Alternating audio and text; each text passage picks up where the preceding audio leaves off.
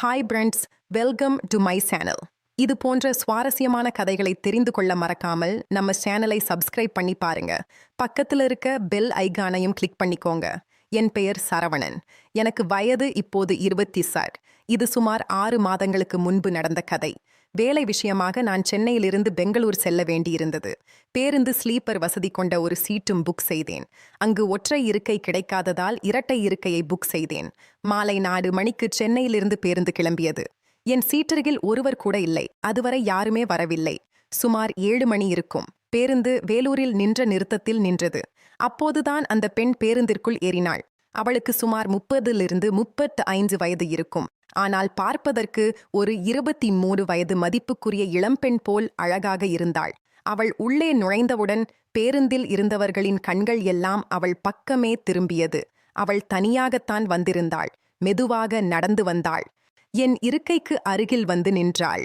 Seat நம்பரை சரி பார்த்துவிட்டு அங்கேயே நின்றாள். எனக்கு உள்ளுக்குள் ஒரே குஷி. இவ்வளவு தூர பயணத்தில் ஒரு அழகான பெண்ணுடன் அமர்ந்து செல்வது என்றால் யாருக்குத்தான் பிடிக்காது? இது என்னோட சீட்டுதான். கொஞ்சம் என் லக்கேஜை மேலே வைக்கிறீர்களா என்று மென்மையான குரலில் கேட்டாள். நிச்சயமாக, கொடுங்கள், நான் மேலே வைக்கிறேன் என்று சொல்லி அவள் என் அருகில் வந்து அமர்ந்தாள். உடனே நானும் அப்போது போனை யாருக்கோ கால் செய்து கொண்டிருந்தேன். ஹலோ, நான் பஸ் ஏறிவிட்டேன், இப்போதான் கிளம்புது என்று சொல்லிவிட்டு போனையும் வைத்தாள். சிறிது நேரம் எங்கள் இருவருக்கும் இடையே பேச்சே இல்லை. இருவரும் அவரவர் போனை பார்த்து கொண்டிருந்தோம். திடீரென்று அவள் என்னிடம், உங்ககிட்ட மொபைல் சார்ஜர் இருக்கா? நான் அவசரத்துல வீட்டிலேயே மறந்து வச்சிட்டேன் என்று கேட்டாள். நான் என் சார்ஜரை எடுத்து நீட்டினேன். அவள் போனை சார்ஜரில் போட்டாள். மெதுவாக பேச்சு கொடுக்க துணிந்த நான், நீங்க எங்க போறீங்க என்று கேட்டேன். நான் பெங்களூர் போறேன். நீங்க என்று கேட்டாள். நானும் பெங்களூர்தான், வேலை விஷயமாக போறேன் என்று சொன்னேன். அப்போது நான் பிறந்தது எல்லாம் பெங்களூர்ல, படிச்சது எல்லாமே பெங்களூர்தான். அதனால என் சொந்த ஊரு பெங்களூர்னு நினைச்சுக்காதீங்க. பக்கத்துல ஒரு கிராமம்தான். படிச்சது எல்லாம் அங்க. அதனால எனக்கு ஓரளவுக்கு தெரியும் என்றாள். சரி, என் பேரு சரவணன் என்று அறிமுகப்படுத்திக் கொண்டேன். அப்போது என் பேரு யமுனா என்றாள். ரொம்ப அழகான பேரு என்றேன். அவள் புன்னகைத்தாள். நீங்க என்ன வேலை செய்கிறீர்கள் என்று கேட்டாள். நான் மெக்கானிக்கல் இன்ஜினியராக இருக்கிறேன். நீங்கள்? ஹவுஸ் வைஃப் ஆக இருக்கிறேன். நான் இப்போது ஒரு பியூட்டி பார்லரை ரன் பண்ணிட்டு இருக்கேன் என்றாள். அவளை பார்த்ததால் அப்படி ஒன்றும் தெரியவில்லை. குறும்புத்தனமாக நான் கேட்டேன், உங்களுக்கு வயசு என்ன தெரிஞ்சுக்கலாமா என்று. அவள் சிரித்துக்கொண்டே, பெண்களுடைய வயசு உங்களுக்கு கேட்கக்கூடாதுன்னு தெரியாதா என்றாள்.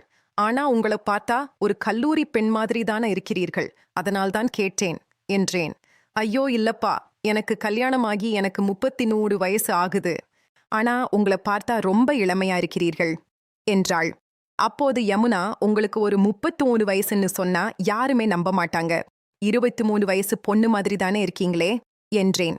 அப்போது உடனே அவள் விளையாட்டாக, சரி சரி, இதுவரைக்கும் எத்தனை பொண்ணுங்க கிட்ட இப்படி பேசியிருக்கீங்க என்று கேட்டாள். நிஜமா சொல்றேன், இப்பதான் முதல் முறையா இப்படி ஒரு அழகான பெண்ணை பார்த்திருக்கின்றேன். அதனால் என் மனசுல பட்டதை சொன்னேன் என்றேன். ஒருபோதும் ரொம்ப ஐஸ் வைக்காதீங்க, எனக்கு கல்யாணம் ஆயிடுச்சு என்று சிரித்தாள். பேசிக்கொண்டே இருக்கையில் இரவு 9 மணி அளவில் பேருந்து ஒரு ஹோட்டலில் நின்றது. நாங்கள் இருவரும் ஒன்றாக சென்று உணவு சாப்பிட்டோம். அந்த நேரத்தில் எங்களுக்குள் ஒரு நல்ல நட்பு ஏற்பட்டிருந்தது. சாப்பிட்டு முடித்தவுடன், நான் என் ஹஸ்பண்டுக்கு ஒரு ஃபோன் பண்ணிட்டு வரேன், இங்கேயே இருங்கள் என்றாள். எல்லா விஷயத்தையும் அவர்கிட்ட சொல்லிட்டே இருப்பீங்களா என்று கிண்டலாக கேட்டேன். அவருக்கு கவலையே இருக்கும், அதனாலதான் என்று அவள் கிளம்பினாள். ஏன் யமுனா, இங்கேயே பேசுங்களேன், என்கிட்ட என்ன தயக்கம் என்றேன். அப்படியெல்லாம் ஒன்றுமில்லை என்று சொல்லிவிட்டு என் முன்னாலேயே பேசினாள். ஹலோ, சாப்பிட்டாச்சா? பஸ் இப்பதாங்க ஹோட்டல்ல நிக்குது, நீங்க சாப்பிட்டீங்களா என நலம் விசாரித்துவிட்டு போனையும் வைத்தாள். மீண்டும் பேருந்துக்குள் வந்து அமர்ந்தாள். இப்பொழுது யமுனா என்னிடம், உங்களுக்கு கல்யாணமாயிருச்சா என்று கேட்டாள். இல்லைங்க, நான் இன்னும் சின்ன பையன்தான் என்று சிரித்தேன். வேலைக்கு போறீங்களா? கை நிறைய சம்பாதிக்கிறீங்களா? எனக்கு 26 வயசு ஆகியும் என்ன சின்ன பையனா? கல்யாண பேச்சு எடுத்தா நான் சின்ன பையன்தான் என்றேன். சரி, அப்ப கண்டிப்பா கேர்ள் ஃப்ரெண்ட் இருக்கீங்களா என்று கேட்டாள். எனக்கு இப்ப இருந்தாங்க, ஆனா இப்ப பிரேக்கப் ஆயிடுச்சு. இப்பதான் நான் சிங்கிள் தான். உங்களை போல ஒருத்திய தேடிக்கிட்டு இருக்கேன் என்றேன் மெதுவாக. என்னை மாதிரியான என்னை அவ்வளவு பிடிச்சிருக்கா என்றாள். என்று அவள் கண்களை சுருக்கி கேட்டாள். பிடிச்சிருக்குன்னு கேட்கிறத விட உங்க அழகுக்கு என்ன கவர்ந்துட்டீங்க என்று சொல்லலாம் என்றேன். போதும், நான் அவ்வளவு ஒன்னும் அழகில் இல்லை என்று அவள் வெட்கப்பட்டாள். இப்படியாக எங்களுடைய பேச்சு நீண்டு கொண்டே போனது. அதற்குள் நள்ளிரவும் நெருங்கியிருந்தது. நேரம் செல்லச் செல்ல குளிரும் அதிகமாகத் தொடங்கியது. அப்போது யமுனா தன் கையில் இருந்த ஒரு மெல்லிய போர்வையை எடுத்து போர்த்திக் கொண்டு தூங்க ஆரம்பித்தாள். நான் தூக்கம் வராமல் மொபைல் போன் பார்த்துக் கொண்டிருந்தேன். ஏசி குளிர் என் எலும்பு வரை ஊடுருவி சென்றது. குளிர் தாங்க முடியாமல் என் உடம்பு நடுக்கத் தொடங்கியது. நான் பல்களையெல்லாம் கடிக்க ஆரம்பித்தேன். அப்போது யமுனா எழுந்து, என்ன ஆயிடுச்சு என்று கேட்டாள். ஏன் இப்படி நடுங்குறீங்க? போர்வை ஏதாச்சும் எடுத்து போத்திக்கோங்களே என்றாள். அக்கறையுடன், இல்ல யமுனா, நான் அவசரத்தில போர்வை எடுத்துக்கிட்டு வரல என்று நடுக்கமான குரலில், இப்படியே நடுங்கிக்கிட்டிருந்தா உடம்புக்கு ஏதாவது ஆகிவிடும் என்றேன். உங்களுக்கு ஆச்சரியம் இல்லைன்னா இந்த போர்வைக்குள்ளேயே வந்துடுங்களேன், இது 2 பேர் தாராளமாக போர்த்திக் கொள்ளலாம் என்றாள். அதன் பிறகு நானும் சிறிது நேரம் யோசித்தேன். நான் முதலில் மறுத்தேன். ஆனாலும் அந்த குளிர் என் உடலை அதிகமாக நெருக்கியது. அதன் பிறகு நானும் அவள் பக்கமே போய் படுத்துக்கொண்டேன். அவளின் உடல் சூடு அந்த போர்வைக்குள் பரவி ஒரு கதகதப்பை தந்தது. யமுனா உறங்கிவிட்டதால் ஆனால் எனக்கு தூக்கம் வரவில்லை. தூக்கத்தின் மயக்கத்தில் அவள் மெல்ல நகர்ந்து என் அருகில் வந்து படுத்தாள். அவளது நறுமணம் எனக்குள் ஏதோ ஒரு மாற்றத்தை உண்டாக்கியது. சிறிது நேரத்தில் அவள் கண் விழித்து பார்த்தாள். நான் தூங்குவது போல நடித்தேன். என்ன சரவணன், தூக்கம் வரலையா என்று மெல்ல கேட்டாள். நேரம் ஒரு 12 மணி இருக்கும். ஆம், சுத்தமாக தூக்கம் வரலை என்றேன். இன்னும் முழு இரவும் பாக்கி இருக்கு. பெங்களூருக்கு போக காலை 10 மணி ஆகிடும். அதுவரைக்கும் என்ன பண்றது என்றாள். உங்க போன்ல ஏதாவது படம் இருந்தா போடுங்களேன் என்றேன். உடனே நானும் வேண்டுமென்றே ஒரு ஹாலிவுட் காதல் திரைப்படத்தை போட்டேன். போர்வைக்குள் நெருக்கமாக அமர்ந்து அந்த படத்தை பார்க்கத் தொடங்கினோம். படத்தில் உணர்ச்சிகரமான காட்சிகள் வந்தபோது அவரது கவனம் அதில் முழுமையாக பதிந்திருந்தது. அந்த நேரத்தில் அவளது சேலை தலைப்பு விலகியபோது அவள் கவனிக்கவே இல்லை. படத்தின் போக்கும் யமுனாவின் நெருக்கமும் என் உணர்ச்சிகளை தூண்டின. அவள் என் பக்கம் திரும்பினாள். நான் அவளை பார்த்து கொண்டிருப்பதை உணர்ந்து சட்டென்று தன் சேலையை சரி செய்து, என்ன சரவணன், படத்தை பார்க்காமல் என்னையே இப்படி பார்க்கறீங்க என்று லேசான சிரிப்புடன் கேட்டாள். படத்தை விட அழகான ஒன்றை நான் பக்கத்தில் இருக்கிறப்ப இதுல என்ன இருக்குன்னு துணிச்சலாக சொன்னேன். நீ இன்னும் சின்ன பையன் சரவணன், அங்கெல்லாம் பார்க்கக்கூடாது என்று கிண்டலாக சொன்னாள். நான் சின்னவனா? இல்லையே, பெரியவன்னு பழகி பார்த்தாதானே தெரியும் என்று சொல்லிக்கொண்டே அவள் கையை மெதுவாக பிடித்தேன். அவள் கையை எடுக்கவே இல்லை. படத்தில் வந்த அந்த நெருக்கமான காட்சிகள் அவளையும் ஏதோ செய்திருக்க வேண்டும். அவளது கண்களில் ஒரு மயக்கம் தெரிந்தது. நான் அவளது கையை மென்மையாக அழுத்தத் தொடங்கினேன். யாராவது பார்க்க போறாங்க சரவணன், கையை விடுங்க என்றாள். ஆனால் அவளது குரலில் தடுப்பே இல்லை, ஒருவிதமான அழைப்பு இருந்தது. யாரும் பார்க்க மாட்டாங்க, எல்லோரும் தூங்கிட்டாங்க என்று கூறிவிட்டு அவளது கைவிரல்களை கூர்த்து கொண்டேன். இனி இந்த கையை நான் விடமாட்டேன் என்றேன். ஓ அப்படியா, உங்களால என்ன செய்ய முடியும்னு காட்டுங்க, பாப்போம் என்று சவால் விடுவது போல அவள் கண் சிமிட்டினாள். அதற்கு மேல் என்னால் என்னை கட்டுப்படுத்த முடியவில்லை. அந்த போர்வைக்குள் அவரது இதழ்களை தேடினேன். அன்றிரவு முழுவதும் அந்த பேருந்து பயணம் ஒரு மாயாஜால உலகமாக மாறியது. சுமார் 4 மணி நேரம் நாங்கள் உலகத்தை மறந்து அந்த இன்பத்தில் திளைத்தோம். அதிகாலை 5 மணி அளவில் பேருந்தில் ஆட்கள் நடமாட்டம் தெரியத் தொடங்கியது. நாங்கள் சற்று தள்ளி அமர்ந்து கொண்டோம். அப்போது யமுனாவின் முகத்தில் ஒரு திருப்தியும் சந்தோஷமும் தெரிந்தது. சரவணன், இன்னைக்கு என்னை ரொம்ப சந்தோஷப்படுத்திட்டீங்க. எனக்கு இன்னும் உங்களோட நேரம் செலவிடணும் போலிருக்கு என்றாள் ரகசியமாக. அப்போது பெங்களூர் போனவுடன் நான் இதை தொடரலாம் என்று யமுனா. நான் ஏற்கனவே ஒரு ஹோட்டல் புக் செய்திருக்கேன் என்றேன். காலை 10 மணிக்கு பெங்களூர் சென்றடைவோம். அவள் தன் வீட்டை பற்றி யோசிக்காமல் அந்த நாள் முழுவதும் என்னுடன் ஹோட்டலில் கழித்தாள். ஒரு பகல் மற்றும் ஒரு முழு இரவு நாங்கள் இருவரும் மட்டுமே அந்த உலகத்தில் இருந்தோம். மறுநாள் காலை அவள் தன் வீட்டிற்கு கிளம்பினாள். அதன் பிறகு நாங்கள் மீண்டும் சந்தித்துக் கொள்ளவில்லை. ஆனால் அந்த பேருந்து பயணம் யமுனாவின் நினைவுகளுக்கும் என்றும் என் மனதில் பசுமையாக இருக்கும். யமுனா விடைபெற்று சென்ற பிறகு பெங்களூரின் அந்த ஹோட்டல் அறை எனக்கு வெறிச்சோடி போனது. அவளது சிரிப்பும் அந்த பயணத்தின் நினைவுகளும் என் மனதை விட்டு நீங்கவே இல்லை. அவளது போன் நம்பர் என்னிடம் இருந்தது. ஆனால் அவளுக்கு தொந்தரவு கொடுக்க வேண்டாம் என்று நானே என்னை கட்டுப்படுத்திக் கொண்டிருந்தேன். சுமார் 2 மாதங்கள் கடந்தன. நான் என் வேலையில் மும்முரமாக இருந்தேன். ஒரு நாள் மாலை பெங்களூரில் புகழ்பெற்ற ஒரு மாலில் நான் பொருட்கள் வாங்கிக் கொண்டிருந்த போது தூரத்தில் ஒரு பழக்கப்பட்ட முகம் தெரிந்தது. அது யமுனா. ஆனால் அவள் தனியாக இல்லை. அவளுடன் ஒரு முதியவர் மற்றும் சுமார் ஒரு 5 வயது மதிப்புக்குரிய ஒரு சிறுவனும் இருந்தான். அவளை பார்த்தவுடன் என் இதயம் வேகமாக துடித்தது. அவளிடம் சென்று பேசலாமா வேண்டாமா என்று தயங்கியபடியே அருகில் சென்றேன். அவள் என்னை பார்த்துவிட்டாள். ஒரு நிமிடம் அவள் கண்கள் விரிந்தனர். அதில் ஒருவிதமான பயமும் தயக்கமும் தெரிந்தது. ஆனால் அடுத்த நொடியே அது மறைந்து கொண்டு இயல்பாக சிரித்தாள். சரவணன், எப்படி இருக்கீங்க என்று கேட்டாள். நான் நல்லா இருக்கேன், நீங்க என்று இழுத்தேன். அவள் தன் பக்கத்தில் இருந்த சிறுவனை அறிமுகப்படுத்தினாள். இது என் பையன் கவின், இது என் மாமனார் என்று தூக்கி வாரி போட்டது. பேருந்தில் அவள் என்னிடம் சொன்னபோது அவளுக்கு குழந்தைகள் இருப்பதாக சொல்லவே இல்லையே. நான் ஒரு ஹவுஸ் வைஃப் என்று மட்டும்தான் சொன்னாள்.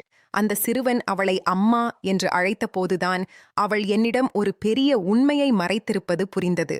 சிறிது நேரம் கழித்து அவள் தன் மாமனாரையும் பையனையும் ஒரு ஐஸ்கிரீம் கடையில் உட்கார வைத்துவிட்டு என்னிடம் தனியாக பேச வந்தாள். சரி சரவணன், அன்னைக்கு பஸ்ல நான் உங்ககிட்ட பையனை பத்தி சொல்லல. என் வாழ்க்கையில் இருக்கிற சில கவலைகளை மறக்கத்தான் அந்த பயணத்தை ஒரு விடுமுறை மாதிரி நினைச்சு அனுபவிச்சேன் என்றாள் மெல்லிய குரலில். உங்க கணவர் என்று கேட்டேன். அவள் கண்கள் கலங்கினர். அவர் 2 வருஷத்துக்கு முன்னாடியே ஒரு விபத்தில இறந்துட்டாரே. நான் என் மாமனார் மாமியார் கூட தான் இருக்கிறேன். அவங்க என்னை ரொம்ப நல்லா பார்த்துக்கிறாங்க. ஆனா ஒரு பொண்ணா என் மனசுக்குள்ள இருந்த தனிமையும் இயக்கத்தையும் அன்னைக்கு உங்களை நோக்கி என்னை இழுத்தது என்றாள். அவள் சொன்னதை கேட்டு நான் அதிர்ந்து போனேன். அவள் ஒரு சுமங்கலி போலதான் அன்று வேடமிட்டிருந்தாள். ஆனால் உண்மையில் அவள் ஒரு தன்மை போராளிதான். அந்த பேருந்து பயணம் அவளுக்கு ஒரு ஆறுதலாக இருந்திருக்கிறது. அப்போது யமுனா, நான் உங்களை தப்பா நினைக்கல, ஆனா நீங்க ஏன் என்கிட்ட உண்மைய சொல்லல என்று அவன் சொன்னான். அன்னைக்கு நம்ம அவ்வளவு இயல்பாக பழங்கி இருக்க மாட்டோம். அந்த ஒரு நாள் நான் பழைய யமுனாவாக வாழ நினைத்தேன். அந்த நினைவுகள் மட்டும் போதும். இதோட பிரிஞ்சிடுறது நம் எல்லோருக்கும் நல்லது என்று சொல்லிவிட்டு அவள் தன் பையனை தூக்கிக் கொண்டு கூட்டத்தில் மறைந்தாள். நான் அங்கேயே சிலையாக நின்றேன். சில பயணங்கள் முடிவடைவதே இல்லை. அவை ரகசியமாக நினைவுகளாகவும் நம் மனதில் ஏதோ ஒரு மூலையில் தங்கிவிடுகின்றன. மாலில் யமுனாவை சந்தித்த அந்த நிமிடம் முதல்தான் தூக்கம் தொலைந்து போனது. அவள் சொன்ன அந்த உண்மை, அவள் ஒரு விதவை என்பது, ஒரு குழந்தைக்கு தாய் என்பதும் என் மனதை ஏதோ பாரமாக்கியது. அவள் மேல் எனக்கு இருந்த ஈர்ப்பு இப்பொழுது ஒருவிதமான மரியாதையாகவும் பரிதாபமாகவும் மாறியிருந்தது. அவள் இதோடு முடித்துக் கொள்வோம் என்று சொன்னாலும் என் கை தானாகவே மொபைலில் அவள் நம்பரை தேடியது. பலமுறை டயல் செய்ய பின்வாங்கினேன். 4வது நாள் இரவு எதிர்பாராத விதமாக என் போன் ஒலித்தது. அந்த திரையில் யமுனா என்ற பெயர் மின்னியபோது படபடப்புடன் போனை எடுத்தேன். ஹலோ யமுனா. அப்பால் அமைதியாக நிலவியது. லேசான விசும்பல் சத்தமும் கேட்டது. அப்போது, சரவணன், என்னால முடியல. உங்களை சந்திச்சதிலிருந்து மௌனமாக என் மனசுல ரொம்ப கஷ்டமா இருக்கு என்று சொல்லி அவள் அழுது கொண்டிருந்தாள். அப்பொழுது யமுனாவும் அமைதியாகவே இருந்து, என்னாச்சு, ஏன் அழுறீங்க என்று பதறினேன். அன்னைக்கு மால்ல உங்களை அப்படி கடினமா பேசி அனுப்பிட்டேன். ஆனா நிஜமா என்னால என் வாழ்க்கைய கிடைச்ச அந்த ஒரு நாள் சந்தோஷத்தை என்னால் மறக்கவே முடியல. இங்க வீட்டுக்குள்ள நான் ஒரு வியந்திரமாக வாழ்ந்துகிட்டு இருக்கேன். மருமகளாக, அம்மாவாக என் கடமைகளை சரியாக நான் செய்கிறேன். ஆனால் யமுனாவா நான் செத்து போயிட்டேன் என்றாள். அப்போது அந்த அவள் சொன்னதை கேட்க எனக்கு சங்கடமாக இருந்தது. யமுனா, நான் செய்யணும், என்ன செய்யணும்னு சொல்லுங்க என்றேன். நாளைக்கு நான் ஊருக்கு போறேன். என் பையனை மாமனார் வீட்டில விட்டுட்டு பார்லர் விஷயமா ஒரு நாள் மட்டும் மைசூர் போகணும். உங்களால வர முடியுமா? நம்ம உறவுக்காக இல்லனாலும் எனக்காக ஒரு நண்பனாக வர முடியுமா என்று கேட்டாள். அடுத்த நாள் காலை நான் மைசூர் செல்லும் சாலையில் காத்திருந்தேன். அப்போது யமுனா அவளது காரில் வந்தாள். அன்று அவளிடம் வந்து அந்த பேருந்து பயணத்தில் பார்த்த அதே துள்ளல் இல்லை. மாறாக ஒரு முதிர்ச்சியும் சோகமும் கலந்திருந்தது. மைசூர் செல்லும் வழியில் ஒரு அமைதியான காஃபி ஷாப்ல அமர்ந்தோம். அப்போது, சரவணன், நீங்க நினைக்கலாம் நான் ஒரு தப்பானவன்னு. ஆனா ஒரு பொண்ணோட தனிமை எவ்வளவு கொடியதுன்னு அனுபவிச்சவங்களுக்கு தான் தெரியும். அன்னைக்கு பஸ்ல உங்களை சந்திச்சதுன்னு ஏதோ ஒரு தற்செயல்தான் என்று என் கையை பற்றி கொண்டாள். அப்போது யமுனா, உங்களை நான் தப்பா நினைக்கவே மாட்டேன். உங்களுக்கு ஒரு நல்ல வாழ்க்கை அமையணும்னு தான் நான் விரும்புகின்றேன் என்றேன். அவள் என் கண்களை ஊடுருவி பார்த்தாள். அந்த வாழ்க்கை உங்களோட இருந்தா நான் திக்கிட்டு போவேன். 26 வயதான எனக்கு 33 வயதான ஒரு குழந்தைக்கு தாயாக இருந்த இவளை எப்படி நான் சொல்லி திருமணம் செய்து கொள்வது என்று உருகி போனேன். இந்த குடும்பம், சமூகம், எதிர்காலம் என ஆரம்பித்த பல கேள்விகள் என் முன் நின்றது. யோசித்து சொல்லுங்க என்றாள். எனக்கு அவசரமில்லை, ஆனால் இன்னைக்கு இந்த மைசூர் பயணம் நமக்கானது மட்டும்தான் என்று சொல்லிவிட்டு காரை ஸ்டார்ட் செய்தாள். அந்த மைசூரின் அழகிய சூழலில் நாங்கள் நேரத்தை செலவிட்டாலும் என் மனதில் ஒரு பெரிய போர் நடந்து கொண்டிருந்தது. சமூக கட்டுப்பாடுகளை உடைத்து அவளது கரங்களை பற்றி கொள்ளுவதா, அல்லது எதுவும் ஒரு தற்காலிக ஆறுதல் என்று விலகி செல்வதா? இரவு மைசூரில் தங்குவதற்காக ஒரு காட்டேஜுக்கும் சென்றோம். அங்கே நிலவிய அமைதி ஏதோ ஒரு பெரிய மாற்றத்திற்கு தயாரானது போலிருந்தது. அப்போது அந்த பால்கனியில் மைசூர் குளிரில் இருவரும் நின்றிருந்தோம். அப்போது யமுனா என் தோள் மேல் தலை சாய்த்து தூரத்தில் தெரிந்த ஒரு விளக்குகளை பார்த்து கொண்டிருந்தாள். அப்போது, சரவணன், நீங்கள் இன்னும் அமைதியாகவே இருக்கிறீர்கள். என் கேள்வியை உங்களுக்கு ரொம்ப கஷ்டப்படுத்துதா என்று மெல்ல கேட்டாள். நான் அவளது கைகளை இறுக்கமாக பிடித்து, இல்ல யமுனா, கஷ்டமில்லை, ஆனா ஒரு பெரிய பொறுப்பு. உங்களை எனக்கு ரொம்ப பிடிச்சிருக்கு, அதுல எந்த சந்தேகமும் இல்லை. ஆனா நம்ம 2 பேரோட வயசு வித்தியாசம், உங்க குடும்பம், உங்க பையன் கவின், இதையெல்லாம் தாண்டி உலகம் நம்மை நிம்மதியாக வாழ விடுமா என்று பல யோசனைகள். அப்போது யமுனா நிமிர்ந்து என் கண்களை பார்த்தாள். உலகத்துக்காக வாழ்ந்துதான் எதையும் சாதிக்கலாமா? சாதிக்கல சரவணன். இத்தனை வருஷம் மத்தவங்களுக்காகவே வாழ்ந்துட்டேன். என் பையன் கவினுக்கு ஒரு நல்ல அப்பாவா, எனக்கு ஒரு துணையா உங்களை என்னால பார்க்க முடியுது. உங்களுக்கு அந்த தைரியம் இருந்தா மட்டும் போதும் என்றாள். அந்த இரவு நாங்கள் நீண்ட நேரம் பேசினோம். வெறும் உடல் சார்ந்த ஈர்ப்பு மட்டுமல்ல, 2 மனங்களுக்கும் இடையிலான ஆழமான புரிதலாக மாறியது. அவளது முதிர்ச்சியும் என் மீதான நம்பிக்கையும் என்னை ஒரு தீர்க்கமான முடிவை எடுக்க வைத்தது. யமுனாதான் தயார், ஆனா எனக்கு ஒரு நிபந்தனை. நாம் ஒழிஞ்சு மறைஞ்சு வாழ வேண்டாம். உங்க மாமனார் கிட்ட நான் முறைப்படி வந்து பொண்ணு கேட்கிறேன். அவர் சம்மதத்தோடு உங்களை நான் திருமணம் செய்து என் வீட்டுக்கு கூட்டிட்டு போறேன் என்று உறுதியாக என் பேச்சை கேட்டு யமுனா கண் கலங்கினாள். என்னை அணைத்து கொண்டாள். இதைவிட ஒரு பொண்ணுக்கு வேற என்ன பொறுமை, பெருமை வேணும்? நீங்க வயசு சின்னவரா இருக்கலாம் சரவணன், ஆனா மனசுல ரொம்ப பெரியவர் என்றாள். அடுத்த வாரம் நான் யமுனாவின் வீட்டிற்கு சென்றேன். அவளது மாமனாரிடம் என் காதலையும் யமுனாவை பார்த்து கொள்ளும் என் விருப்பத்தையும் சொன்னபோது அந்த வீடு ஒரு நிமிடம் ஜம்பித்து போனது. ஆனால் அவர் ஒரு தீர்க்கதரிசி போலவே பேசினார். என் பையன் போனதிலிருந்து இந்த வீடு இருட்டாதான் இருக்குது தம்பி. யமுனா ஒரு மருமகளாக இல்ல, என் பொண்ணாக இருக்கிறா. அவளோட தனிமை எனக்கு தெரியும். அவளை நல்லா பார்த்திருப்பீங்கன்னு எனக்கு ஒரு நம்பிக்கை இருக்கு என்று சொல்லி எங்கள் கைகளை சேர்த்து வைத்தார். சில மாதங்களுக்கு பிறகு மிக எளிமையான முறையில் எங்கள் திருமணமும் நடந்தது. அந்த பேருந்து பயணத்தில் ஒரு அந்நிய பெண்ணான அழகுமான யமுனா இன்று என் வாழ்வின் சரிபாதியாக, என் குழந்தைக்கு தாயாக, எங்கள் வீட்டின் மகாலட்சுமியாக இருக்கின்றாள். பயணங்கள் எப்போதும் முடிவதில்லை. சில பயணங்கள் நம்மை சரியான இடத்திற்கு தான் கொண்டு போகின்றது என்று சொல்லிக்கொண்டே இருந்தாள். அப்போது சென்னை டு பெங்களூர் அந்த பேருந்து பயணம் என் வாழ்க்கை பயணத்தையே மாற்றிவிட்டது. திருமணம் முடிந்து சில மாதங்களும் ஓடிவிட்டன. அப்போது யமுனாவுடன் நானும் பெங்களூரில் ஒரு புதிய வீட்டில் எங்கள் வாழ்க்கையை தொடங்கினோம். கவின் இப்பொழுது என்னை அப்பா என்றுதான் அழைக்கத் தொடங்கியிருந்தான். அந்த சின்னஞ்சிறு வயதால் அவன் என்னை அப்பா என்று அழைக்கும்போது என் மனதிற்குள் ஒரு இனம் புரியாத நிகழ்ச்சி உண்டாகும். ஆனால் வாழ்க்கை எப்போதும் பூப்பாதை போலவே இருப்பதில்லையே.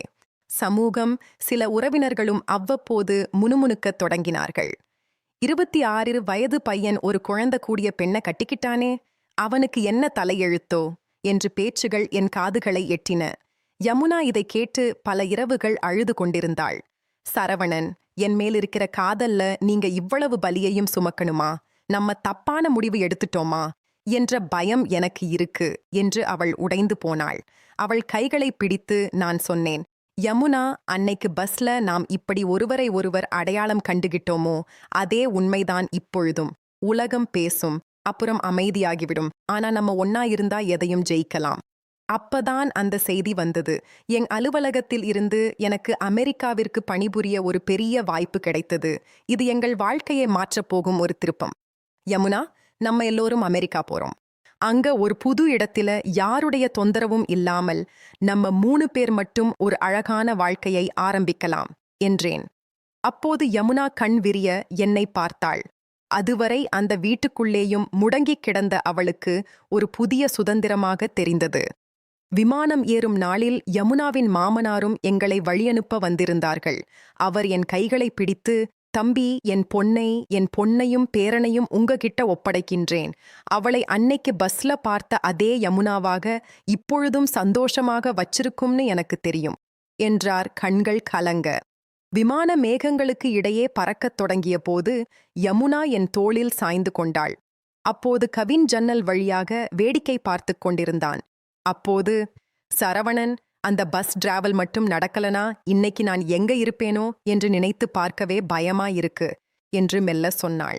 நான் அவளது நெற்றியில் முத்தமிட்டு, அது வெறும் பஸ் டிராவல் இல்லை யமுனா, அது விதி போட்ட முடிச்சு. அந்த முடிச்சு இன்னைக்கு அவிழ்ந்தது என்றேன். புதிய தேசம், புதிய காற்று, புதிய கனவுகள் எங்களை வரவேற்க காத்திருந்தன. எங்கள் காதல் பயணம் இப்பொழுது 7 கடல்களையும் தாண்டி தொடர்ந்தது. அப்போது அமெரிக்காவின் அந்நிய சூழலும் ஆரம்பத்தில் சற்று சவாலாகத்தான் இருந்தது. அப்போது யமுனாவும் நானும் ஒருவருக்கொருவர் துணையாக நின்று அதை ஏற்றுக்கொண்டோம். அங்கே யாருக்கும் எங்களைப் பற்றி தெரியாது. யாரும் எங்களை குறை கூறுவது போல இல்லை. அந்த சுதந்திரம் யமுனாவிற்கு ஒரு புதிய உத்வேகத்தை கொடுத்தது. அவள் சும்மா இருக்க விருப்பமில்லை. சரவணன், நான் இங்கே ஒரு சின்ன பியூட்டி பார்லர் ஆரம்பிக்கலாமா என்று கேட்டாள். உனக்கு தெரிந்த கலையை இங்கே பயன்படுத்தக்கூடாது என்று நான் சொல்ல விரும்பவில்லை. ஆனால் நீ அதை ஆரம்பி, அது நல்ல முறையில் போகும் என்று அவளும் உற்சாகப்படுத்தினேன். அவள் தொழில் முன்னேறுவதற்காக சிலவற்றை அவளுக்கு செய்து கொடுத்தேன். அதன் பிறகு ஒரு நாள் இரவு அமெரிக்கா தேசத்தின் நதிக்கரையில் நாங்கள் நடந்து கொண்டிருந்தோம். அப்போது யமுனா என் கையை அழுத்தி பிடித்து நின்றாள். என்னாச்சு யமுனா என்று கேட்டேன். கதை இங்கு கொஞ்சம் முடிவுக்கு வரும் இடத்தில் இருக்கிறது. முழு ஸ்கிரிப்டும் இப்படிதான் இருக்கு. தேவைப்பட்டா மேலும் சுத்தமாக அல்லது சின்ன மாற்றங்கள் வேணும்னா சொல்லுங்க.